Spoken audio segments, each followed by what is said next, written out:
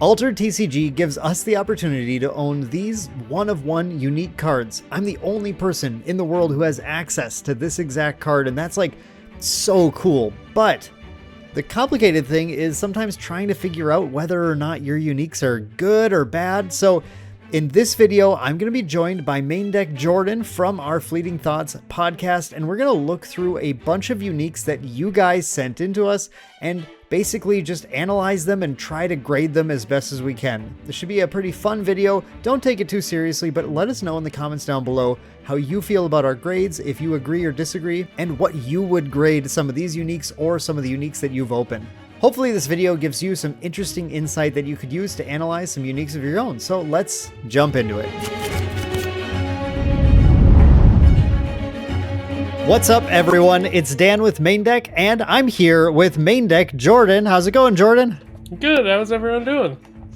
I'm doing great. I hope the audience is doing great too. We're doing the first, and maybe we'll do this a few times, I don't know, but we're doing the first video where we are going to be grading your altered TCG uniques. So we got sent a bunch of uniques from a bunch of you on Discord, in our Discord community and the altered Discord community.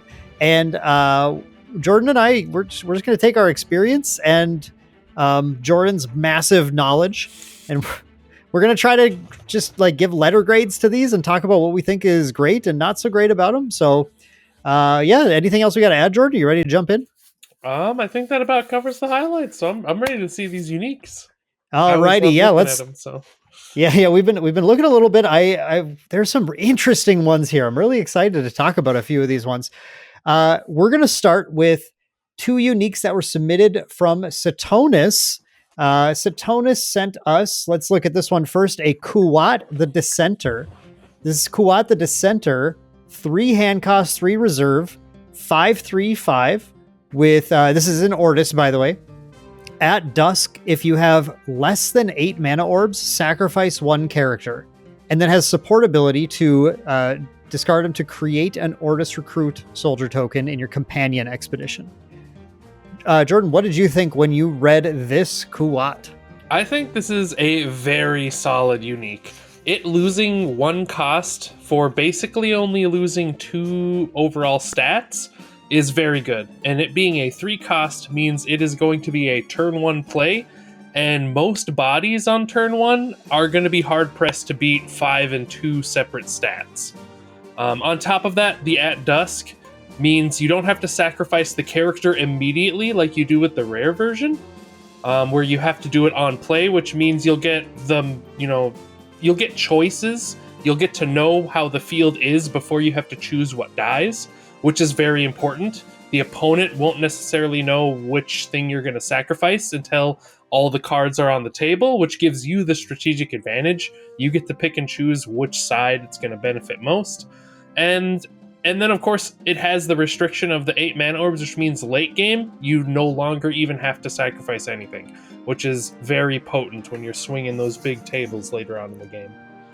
Yeah, I think this is a really interesting unique. I think it's almost a shame that it's not in Izmir, because Lindiway would have such a fun time with this, given that you would get to add the boost counters from her reaction, from Ma's reaction at dusk then at that point. But I don't think it can be understated how powerful that at dusk thing is, where you can just play the whole turnout and then say, oh, well, my opponent beat me that side, so I'll just sack something over there now. But the opponent has to play the whole time knowing that you're going to sack from wherever they end up beating you anyway. So yeah, this is great. The support ability, little bonus, like whatever. You can get a soldier sometimes.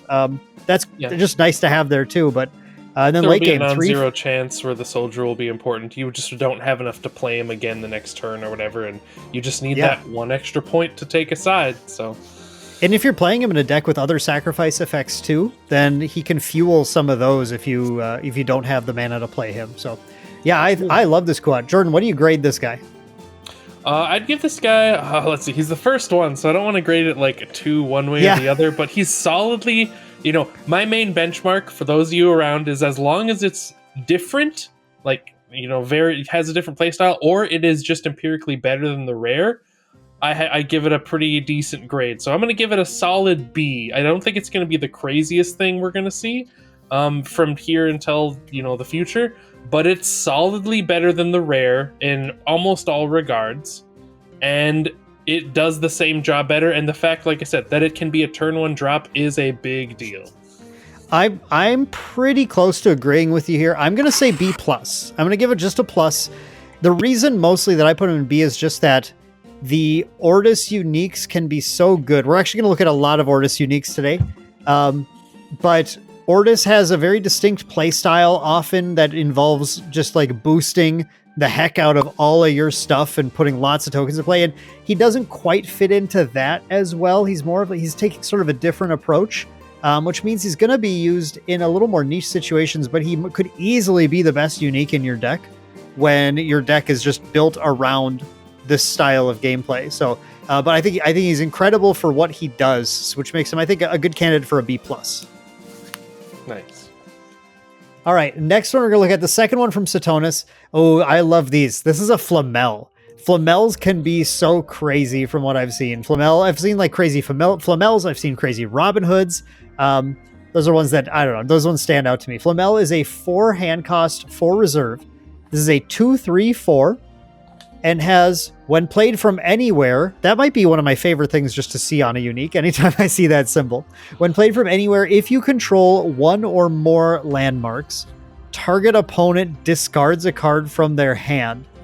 And then here's the Flamel effect. When I leave the expedition zone, you may return a spell from your reserve to your hand. Flamel always bounces a spell from your reserve to hand.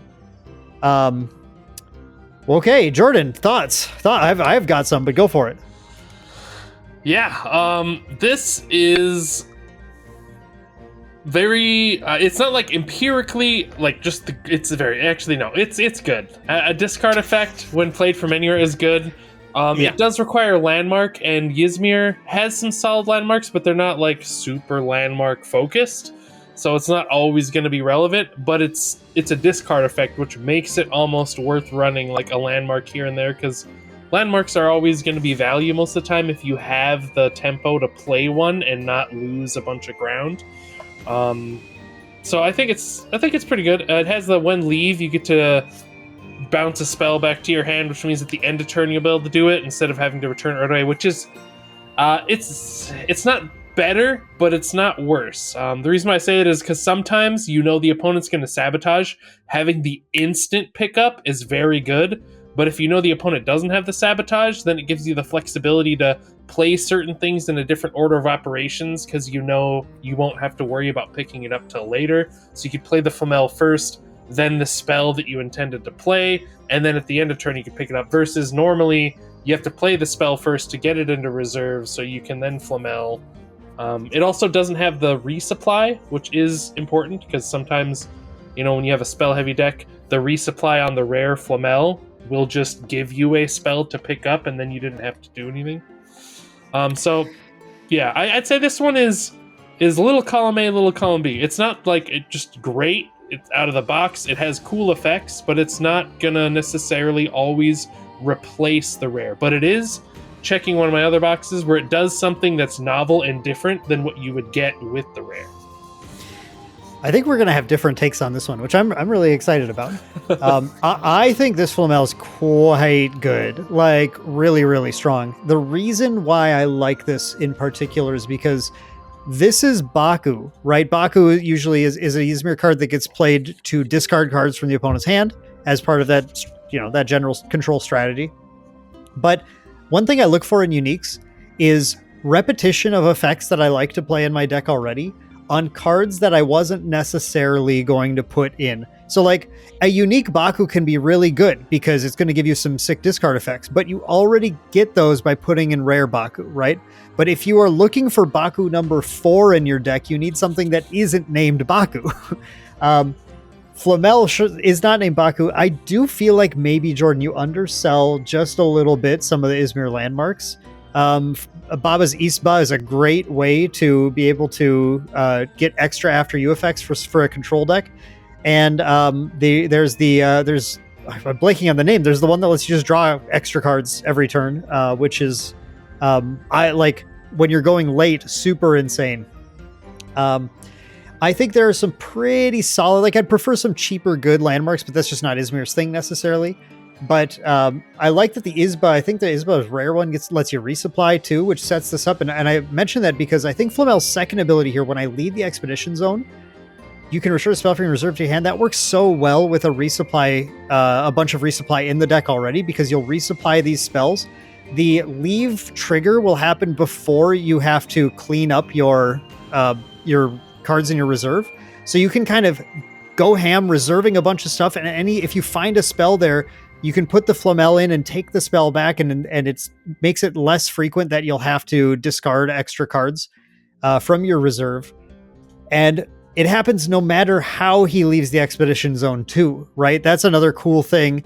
If you think about Izmir, sometimes can get sneaky routes where they will bounce their own things, right? So you can Flamel, make them discard a card, play a spell to bounce your Flamel back to hand, to then return if that spell didn't have fleeting. I have to check the resolution. I'm not sure how that works actually in the comp rules necessarily, but you might even be able to take the same spell back. I have to double check that in the comp rules. But you can at least take a spell back when you bounce him, and then you get to, once again, discard a card from their hand. I feel like he could generate a lot of value pretty easily. The 4 cost, a little tougher, but I don't know. I really like him. Yeah. I definitely see your points. I think I'm sticking with my grid though, mainly just because, like, at 4 cost, and mainly just because it's Ysmir specifically, they do have some good landmarks, like you said, but they are more expensive, which means you're either not going to play them till later, or you're going to have to, like, ditch an entire turn to play it to set it up, and then maybe lose on both sides, and then you're going to be put behind, and it's going to be harder to catch up. Because in Ysmir, a lot of times I've noticed, maybe it's just the decks that I've played or seen played, if you're fighting against, the Bravoses, the Axioms, and the Ordises that have a lot of cheap bodies in the field, you're already struggling to keep up because you have good removal, but removal is, more painful to use when you're using it on a 1/1 that they have 4 of, versus fighting a deck where you're like, oh, this removal is going to remove their big card. And if you're spending so much time setting up for, like, the big Flamel play, you might have already lost by the time it happens. But yeah, I think the big Flamel play is just discarding your hand more and more. And, we got Kraken's Wrath for the tokens and stuff. So I don't know. I'm a big fan. But Jordan, what's your final grade? I'd give this a solid C+. It's better than the rare in some regards. It's got that unique play style, but it does require some setup. Maybe B-, I would say, actually, because it is better than some of the other ones I've seen. So yeah, I'll stick with B-. Okay. I'm gonna go A-. I'm gonna go A-. I'm gonna go A- on this. And I only say minus because of the landmark thing. And you just need to specifically get landmarks in. I am holding to, I don't think it's that hard to find some space to fit some landmarks in, even to roll this out fairly early. But if I see a discard effect on when played from anywhere, that's pitching a whole card from their hand twice if you play him and then replay him from reserve. I'm not giving that anything less than an A. I don't think it's fair to give that anything less than an A. But so yeah, we'll go A- just because of the landmark thing. I think this was great though. I think it's so good. All right. Next up, we've got 2 from Belloa 2x4, something like that. Belloa 2x4. I'm going with that pronunciation. First one we're going to look at another Ortis one. This is the Council. A unique version of the Council. 5 hand, 5 reserve, 3/3/3. Has the typical Council ability, which is the when played abilities characters facing this character don't activate. And has at dusk, you may put a card from your hand in reserve. If you do, draw 3 cards. We see a lot of these Ortis cards that have some like stipulations slapped on to draw 3 cards, usually higher cost cards. And these are really fun to try and work out because draw 3 cards is obviously like, that's crazy. That's a huge ability, but they've got costs. So where do you go when you look at this, Jordan? What do you think? I think this card is excellent. It has Stat-wise, it's the same as the rare. It does cost 2 more, which, is kind of rough, but it has the same effect that you're looking for in Council, which is canceling effects. But the draw 3 for what sometimes is basically not even a drawback, the putting something into reserve. If you had a spell that already had fleeting, you only get 1 use of that anyway. You drop it down to draw 3 fresh cards. That's huge in my opinion, because then it makes your mana orbing from that point on so much easier, because you have so much more flexibility. If you have more cantrips, you'll be able to out cantrip them in the long haul with that. It being, at dusk too, you get a little better choice with that delay. You'll be able to see if there's stuff that's going to be else going into reserve that you want to make sure you can save. But yeah, I think it's very good. It's a little costly, but overall I think it's good. Nothing outrageous. At dusk, putting a card from hand in reserve at dusk is always kind of tricky, because you're already looking at whatever you played that turn that didn't have fleeting that's going to be going into your reserve as well. So I think a lot of the time when you put a card in your hand from your hand in reserve at dusk, you are basically going to be losing something, possibly that card that can upgrade that cost from put a card from hand in reserve to discard a card. That said, if this card just said to my normal TCG player brain, discard a card, draw 3 cards, that's still pretty That's good. The fact is, you don't necessarily even have to discard a card. This can sometimes be losing nothing when you put a landmark or a spell with fleeting into your reserve, and it doesn't cause you to have to also discard something. The council and the card will be going in there though, right? So that's the big thing, is like ideally you're trying to set this up where you end up having nothing left in reserve. So you play out your fleeting things, and then you play the council, and then those are the 2 cards you end up with reserve, and then you draw 3. And when you do that, it's just like raw. It's gas. It's just pure value that you're getting. The big cost here though, Jordan, 5 for a 3/3/3, right? Like, is that like, okay, one deck wants this. That's where I'm trying to get with this. Waru and Mac is the deck that wants this card, right? So Waru and Mac shuts down the opponent's when played abilities on that expedition for multiple turns, because it'll come in and be asleep. You'll trigger that at dusk multiple times, that turn and then the following turn. So you can draw a really insane amount of cards with this in Waru and Mac. Mm-hmm.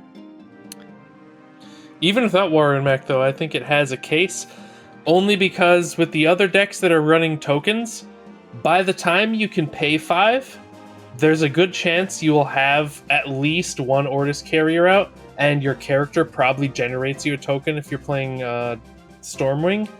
So you can have other bodies in the field play this on turn 2 when you have 5 for the only turn play. So the card that you put in reserve and this are going to be the only things that are in reserve at the end of turn.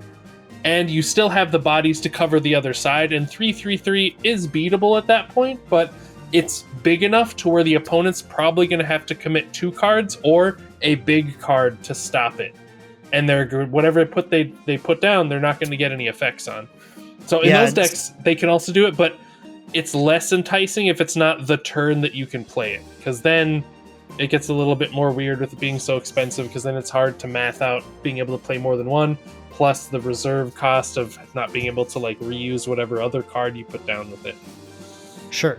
Yeah, I mean, I can see where you're going with that. I still think it's a shame if you're not playing Waru and Mac and you're playing this card. Yeah, Waru and Mac, it's going to be real good. It seems cracked in that deck. All right, then, Jordan, what is your final grade for the council here? I'm going to give this a C+. I know I started off by using the word excellent. I know. What?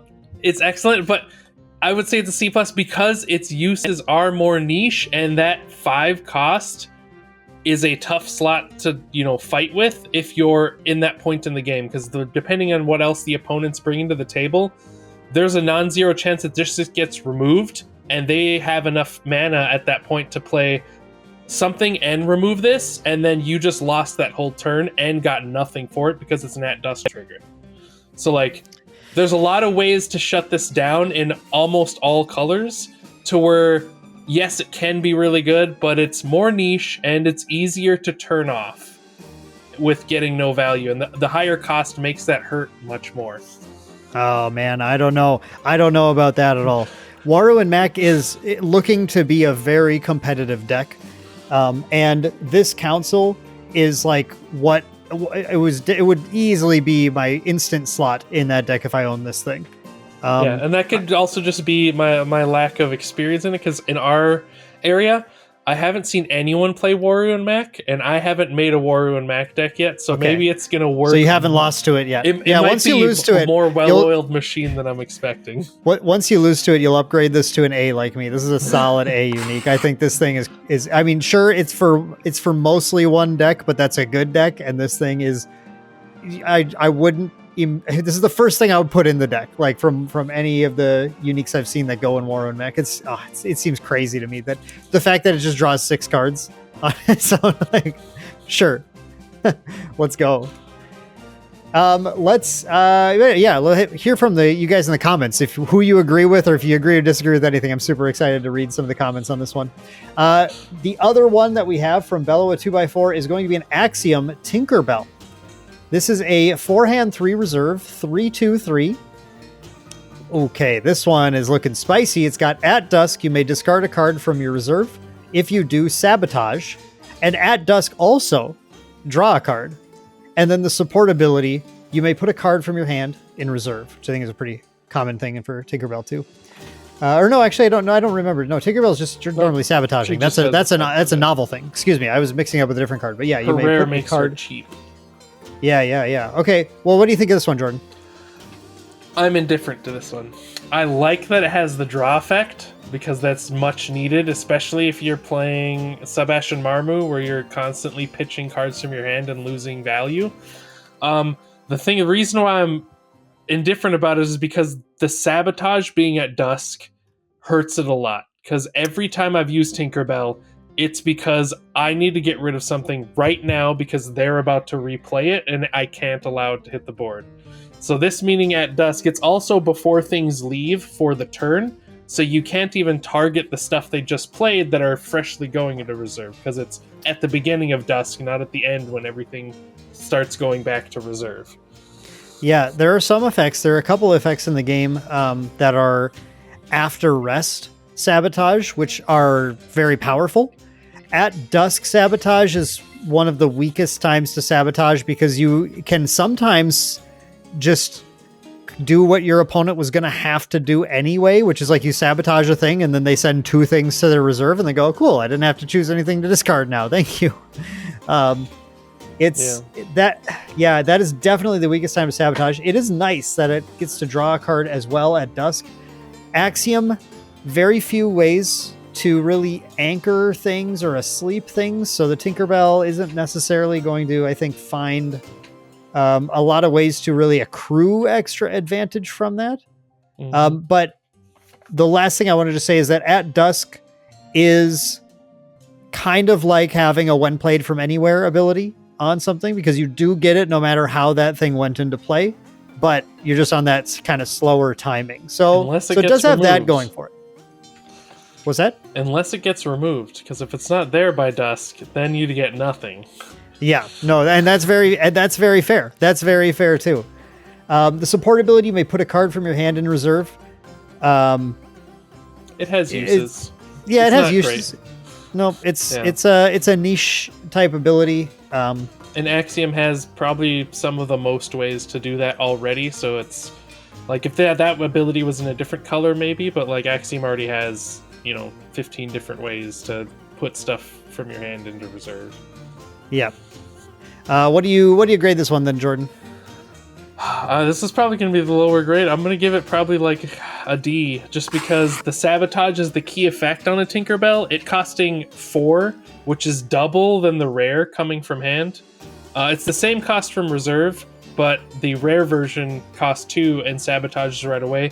The draw card is good and nice, but the job of a Tinkerbell, 9 times out of 10, when you're putting Tinkerbell in your deck, it's because you want that sabotage. And when you want sabotage, you want it now. Yeah, and not to mention the sabotage even costs you sabotaging yourself too. So yeah, I think this is a fair D. This unique just it's got some interesting ideas, but the combination of things just feels like it doesn't quite get there in value. And a lot of the time, you're better off just slotting the common Tinkerbell in your deck to get this effect if you really want a sabotage source. All right. Next, Ultrasiq sent us a couple of cards here. We have a Lady of the Lake for Bravos. This is a 2-cost, 2-hand, 2 reserve, 003. Ooh, that's kind of nice. With, if I have one or more boosts, your characters have, when played from reserve, I gain 1 boost. And then has support ability. The next character you play this turn loses fleeting. Jordan, I think you've been playing some Bravos. Oh yeah. Right? So what do you think of Lady of the Lake? I don't like this Lady of the Lake. Its Really? cost is the same. Its stat line is weaker. Mm-hmm. It does have the boost ability, but it requires you to already have boosted it. And if I'm not mistaken, you can't use Kaizaimon's ability because it has to be getting a boost already to give it 1 more boost. Is that correct? The way that works, I'm pretty sure. So there's no way out the gate to give this, its own boost for free unless you pay something else or have another character to boost it. And then on top of that, in order for the ability to even be good, you have to play this, boost it, and then still have time and money to pay for something else that was in reserve to give it just 1 boost. Yeah. The discard support ability for fleeting is what the regular rare already has as well. So sadly, this one just seems and kind of just worse in almost every way than the rare does in the same slot. If you have the Haven, right, then you can play it from reserve and get the boost. There are some other effects you can play that'll give spread boosts around a little bit, but you're absolutely right that like if you have to play other card effects just to give this thing a boost, then you're not even going to have mana to play more stuff afterwards to give those characters that you play from reserve boosts. And even in the best case in the world, how many characters will you even have in reserve specifically to be able to get the boost from? I do like that. How often do you play Lady of the Lake a lot in your Bravo sticks? Not really. There's generally a bunch of other cards that work better. I thought about putting it in there if I need to like shore up water, because she does have 3 base water and 1 in the other stats, and that's that's useful. And the losing fleeting is also useful. I thought about running it just for that support ability because seasoned warriors are good. Yeah. The red and the blade masters, and getting more and more uses out of those is always good in my opinion. Yeah, so I asked that just because, again, I like uniques that are cards that I'm not typically already playing. So I like to be able to slot this like one of kind of cheeky unique in when it's not going to impede on my play sets of everything else that I want to play. So I do think that's actually that's a positive for this card, in that it can help you, with that shoring up water. If you have the right deck, if you're already running the Haven and you have some other ways to kind of try and guarantee getting a boost onto this unit when you play it, then it's possible that this can, for a pretty low cost, do a nice little support of stats on your board, while also having that ability to be used to remove fleeting. I don't think this is terrible. I don't think it's very. It's not a shoe in like you're gonna throw this in your Bravos deck for sure though. Yeah, I agree with that. So let me start for once this time instead of you leading me every time. I'm gonna grade this one. I'm gonna grade this a C. C, edging on C minus maybe, but I'm gonna be a fan of it being kind of a card that doesn't normally get played a lot in lists typically from what we've seen. So maybe we're just bad at this game, but and I'll just put it a C because you could find a good slot for it if you have a deck built around some other stuff. How about you, Jordan? I'm gonna be slightly harsher, but I'll go with D plus because it does do something that's a little different than the rare. So I want to give it credit for that. And then, like you said, if you do have the right setup to kind of get that boost on it for free, and you're running a bunch of cheap stuff, which in Bravos, that is already a common line where you just run a bunch of very efficient cheap units, getting that little bit of extra juice out of them isn't a terrible idea at all. Yeah. All right. Fair enough. The other one sent by Ultrasiq is a Lyra Cernunnos. Cernunnos 3-hand 4 reserve, 2/4/5, with when played from anywhere, if you have 3 or more base statistics of 0 among characters you control, up to 1 target character with hand cost 3 or less other than me gains anchored. Jordan, go for it. I think this card is very solid. It costs almost the same as the rare. Its stat line is technically 1 less, but it's distributed differently. And that's very novel in this game because you only need to win by 1. And if you're playing anything with water, the fact that it has 5 water instead of 4 in all stats is important because you're more likely to win on that stat now because it is just a higher number and that's harder to beat. And the normal one doesn't have any effect. And the only stipulation to this effect is extremely easily achievable in a variety of Lyra decks.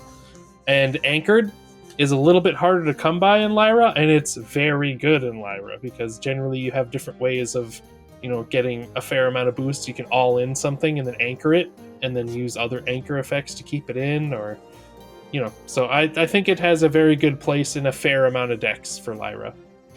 Okay, interesting. I'm a little harsher on this one than you, I think. The reason I am is that you said that this condition, which is you have 3 or more base statistics of 0 among characters you control, is fairly easy in a variety of decks. I think it is pretty easy when you have exactly the right cards. Like when you have a Ouroboros Trickster in hand, that automatically takes care of it. You have a Hydrocana sitting in play. I mean, you're not too worried about stuff then, but when you do, that's got 3 zeros on it, so it's like done already. But I do feel like when I play Lyra decks, I have a lot of cards that are 404 and 033 and just have 1 base statistic of 0 on them. And I will never line up all 3 of those to then also drop a Cernunnos on the same turn, unless I am playing a deck that has a fair amount of other anchoring options already. There are some that are X00s, and that's kind of what you're looking for. I think if you're playing Cernunnos in a deck, you want to have some that have a little bit of a better mix. You want to make sure you're playing those Tricksters, and you want to find basically as many things that have as many zeros as possible on them and play around it. But it just feels like the setup is a little bit spicy to get there. And then when you do get that setup, you want to anchor something with cost 3 or less that if it could hit Cernunnos too, by the way, this would be a different story, but you have to also then want to anchor one of those in play. And I envision this. I play Trickster. I rolled the low, so I only get 1 boost counter on it. Cool. Now I can play Cernunnos and anchor my 1/1/1 in play. Yeah, that's a result, I guess. But I just don't know how spicy I think it will always be. I suppose, yeah. I guess needing another target does make it a little, because I was always just assuming a good target's going to be selected. And there is a small part in my heart that's Lyra Festival. This is another card that gives you access to Anchored. Well, that's true though. That's a good point. Lyra Festival as an alt win con has been popping. People play dedicated festivals. The dedicated festival decks are pretty glass cannony, but I've been hearing some talk about people just slipping festival into various decks because it's sometimes I just drop festival and win, and otherwise I play a real deck. And I could see that, I could see you kind of, if the deck's working out, going, the Cernunnos can give me some of that. It can also just anchor things, which is good. And occasionally that'll also help me randomly win the game. Yeah. And go for it. Yeah, I guess it costing a unique slot is a resource that I've been kind of sidelining as well every time we grade them. Because one of the things I was going to say, bringing to the table why I thought it was so good too, is the alternative is the rare, which doesn't have any ability at all.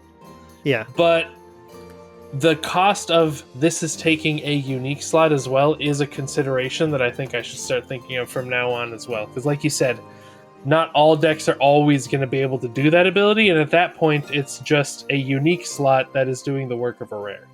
Yep. So Yep. I agree with that. I think that's tough to really get a good feel for the value of it, and it really depends on what your uniques are that you have access to. But I'm gonna go ahead and I'm gonna grade this Cernunnos. I'm gonna give it a C plus. I'm gonna give it on the plus end because I do think it could be good. I do think 3 with a 5 stat is nice to see, but it's really got a particular set of stuff that it needs to fan out. I think I actually agree with that quite solidly. I think C plus is a good place for it. Okay, nice. All right, next we have 2 from Yidris21. Yidris21 sent us this Muna. I like Muna. Muna Sun Wukong, 3 hand, 3 reserve, 1/5/1. Oh, interesting spread. When played from reserve, if you control 2 or more boosted characters, I gain 2 boosts and lose fleeting. When another character joins your expeditions, you may discard a card from your reserve. If you do, up to 1 target character gains fleeting. Jordan, go for it. I like having you start so I can riff off you. Well, I think that this is a very solid card. It's a little bit weaker on the front end, but it gives the Muna version of Sun Wukong the Bravos treatment, which it doesn't have normally. Now, it does have the stipulation of you need 2 boosted characters, but Muna has a fair amount of characters that anchor themselves and get a boost anyway, especially if you're playing Naru and Tasia. They're going to get that boost. If you're playing the little dragon, he anchors himself and gives himself a boost at noon, so that'll help towards having bodies on the field that are already boosted. So it'll be relatively easy to set up if you're playing a deck that does that sort of thing. And this fits into that niche of what you're going to want to do anyway. He's a 3 cost, which is a cheap enough body at that point in the game where you can be like, yeah, I'll just play this. I'll get 2 boosts and it loses fleeting like its Bravos Brethren. The Muna one doesn't have access to that normally, which is novel for this. And it's very potent in this because then you could keep reusing it and abusing it. And then on top of all that, it has when another character joins the expedition, you can just start putting fleeting on all of your opponent's stuff. So I think it's a very solid. It's got, kind of improvements all around. Its stat line is a little weaker, but it getting 2 boosts still makes it a 3/7/3. And as long as you got a huge stat in 1, there's a good chance, assuming you put it somewhere accordingly, that it's still going to push that side forward. I might get accused of Muna favoritism by the comments, and feel free. I think this is insane. I think this is a very good unique. I've maybe seen one better Sun Wukong, but it was in Bravos. This Sun Wukong, this being in Muna, has so much potential. Obviously, Tasia just makes it easy, but straight up, Sneezer Shroom, the Spindle Harvesters Spindle Harvesters has a resupply, I believe. It needs to be boosted to get resupply. I think the rare one. Sneezer Shroom itself boosts itself. There are a number of there are others. There are more. There's dozens of them. There's lots of things Tiny Plant Dragon does it. Yeah, that's the one I was trying to think of. Not Hydrocana, Dracana. Just Dracana. Dracana is the other one. It was on the tip of my brain. There are a couple of these anchoring, boosting characters or things that you just want to anchor already. Tons of ways to anchor. This Sun Wukong, what I'm trying to say is this thing costs 3. It costs 3. And in both, which is cheaper than the other one, because the other one reserve is 4. And it only has 1 total stat difference. But the important part about 3 is that everything can anchor this down too, right? You can anchor. You can easily get the boost set up so they can lose fleeting, but that's great. And then you're going to find a way to anchor it very, very easily. You could play this in Argent and Spike as well if you have enough ways to spread boosts around in that deck, which are again already good because anchoring things with boosts is already good.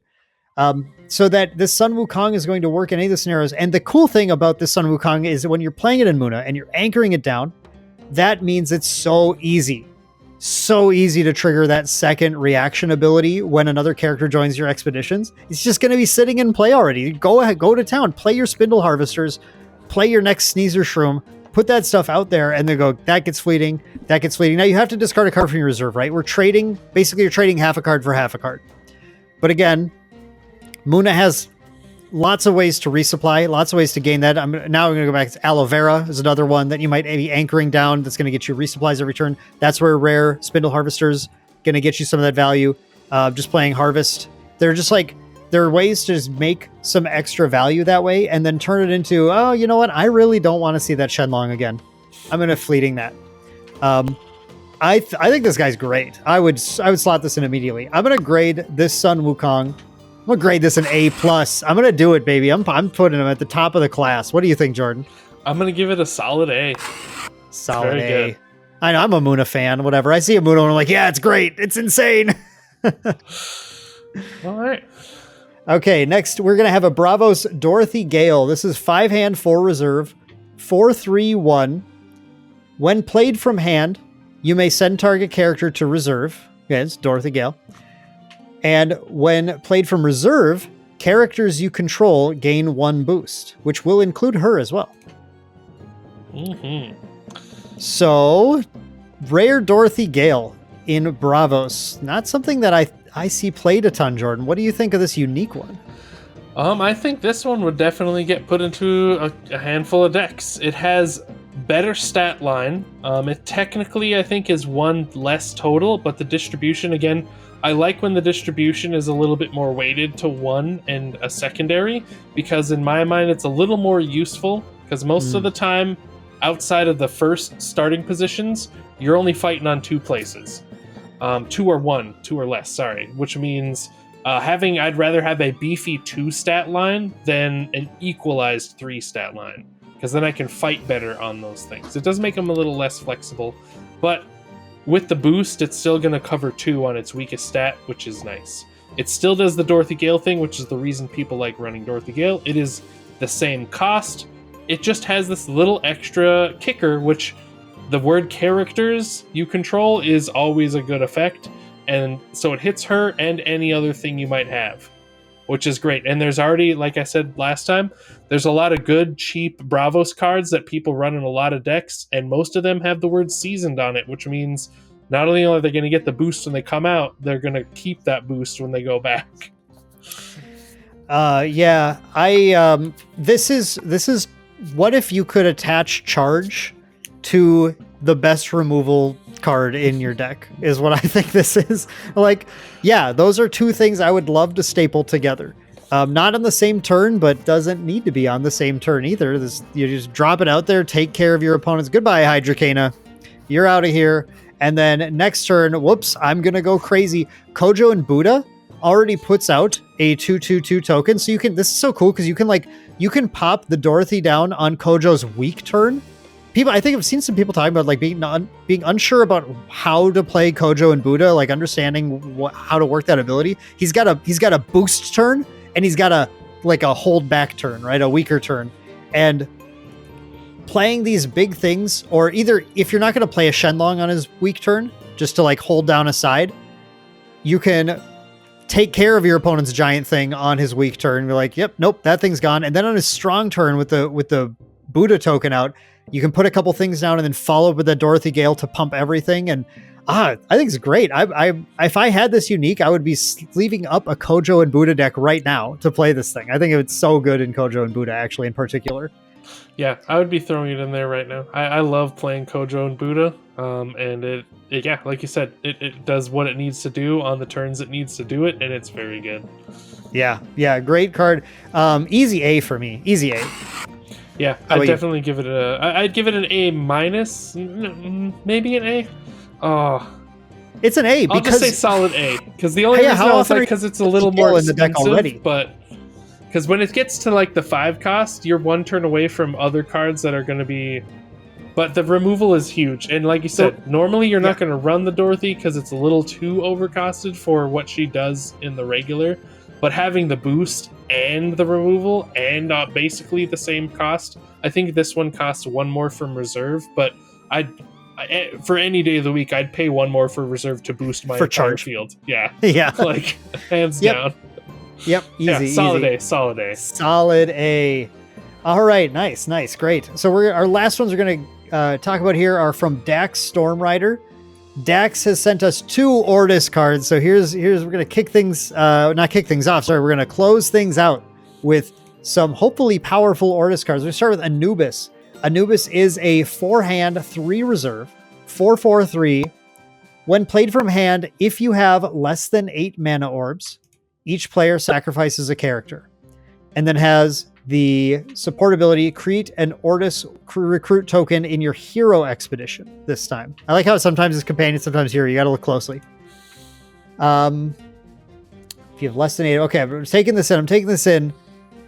So this is actually somewhat similar to what we kicked off the video with at Kuwat, in having a sort of like, you are only going to have to sacrifice in the earlier stages of the game.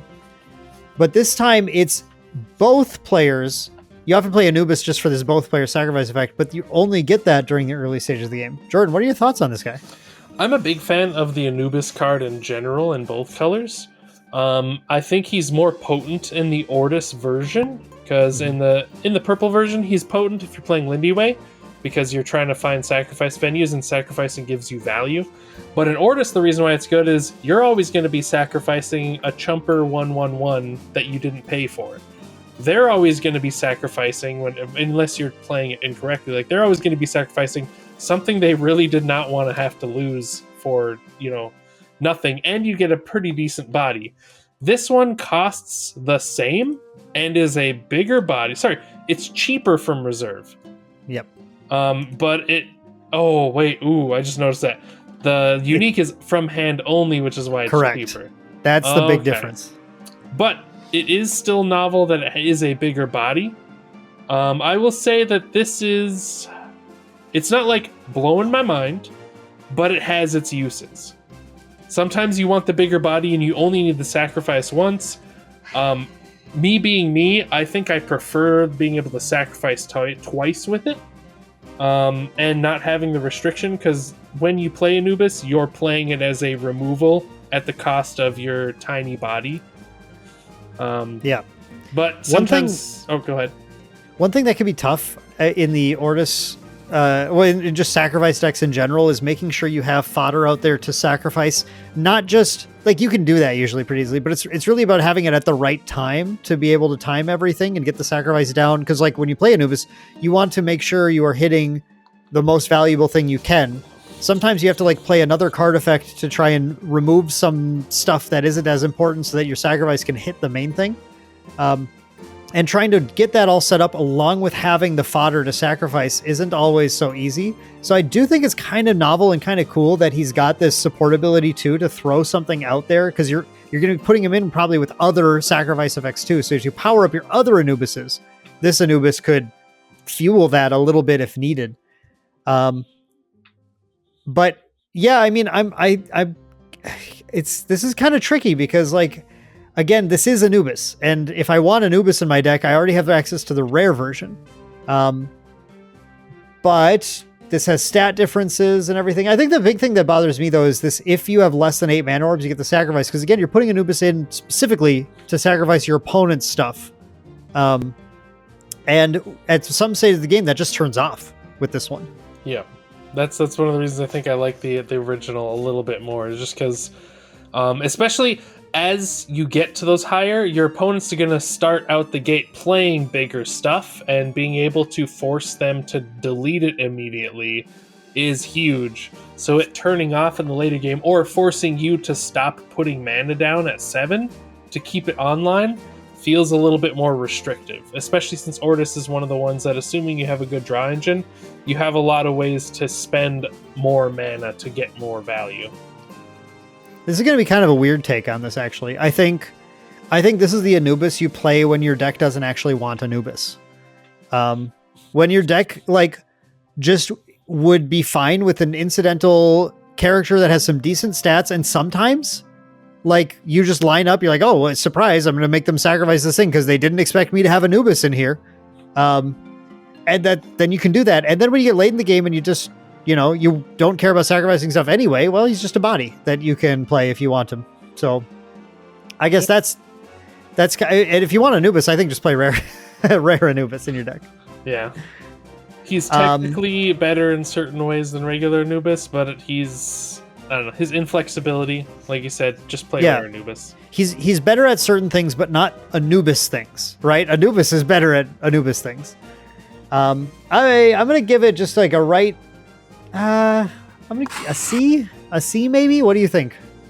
Yeah, I think I'll give it a C plus. Having the support ability just bumps it up that little extra bit, because being able to generate a body when you can't pay for him again, or like you said, just fuel other stuff, or just that one extra stat you need to beat something for free.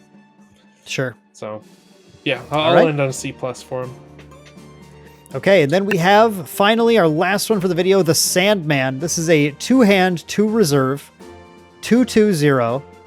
When played from anywhere, you may sacrifice a character. If you do, up to 1 target character gains a sleep. And then support ability, create an Ortis Recruit soldier token in your companion expedition. Jordan, I like this. I like this a lot, actually. You do? Oh, yeah. I do not like this. Really? I think the rare version is better in pretty much every way, in my opinion, I guess my uses. This is one played from anywhere, though. It is, but it loses the ability, the flexibility of being able to give it a boost if you wanted to put your own thing to sleep. And you have to sacrifice a character to do just the asleep part. Let me try to convince you on this. Okay. So,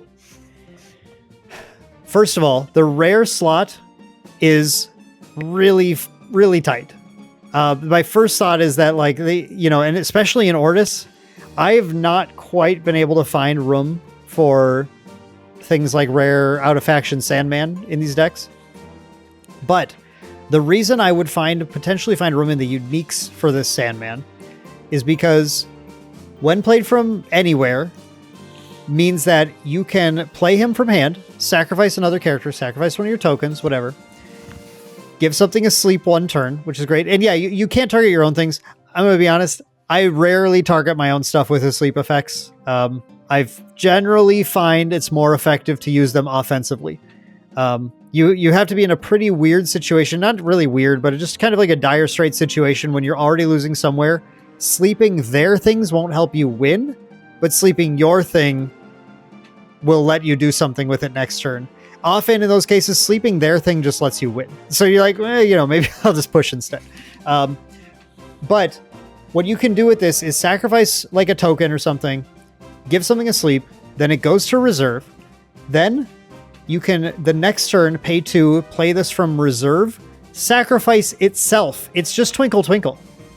You don't have to sacrifice another thing. You can just sacrifice itself on the play. You could do it on when played from hand too, but then you don't get to play it from reserve again, right? Because it actually goes to discard. But this is just Twinkle Twinkle with a body sometimes, and randomly the ability to use the support to get a 1/1/1 soldier token when that's actually more relevant to you too. I think this card is crazy flexible. I think this does a ton of stuff. The only stipulation is when played from hand, having a sacrifice thing in play. But again, we're playing Ortis. Like, pretty sure you'll be able to make that work. The thing you sleep is probably bigger than the 1/1/1 that you sacrificed. So I think this one's actually really good. Did I convince you? You convinced me to at least bring it up a couple notches.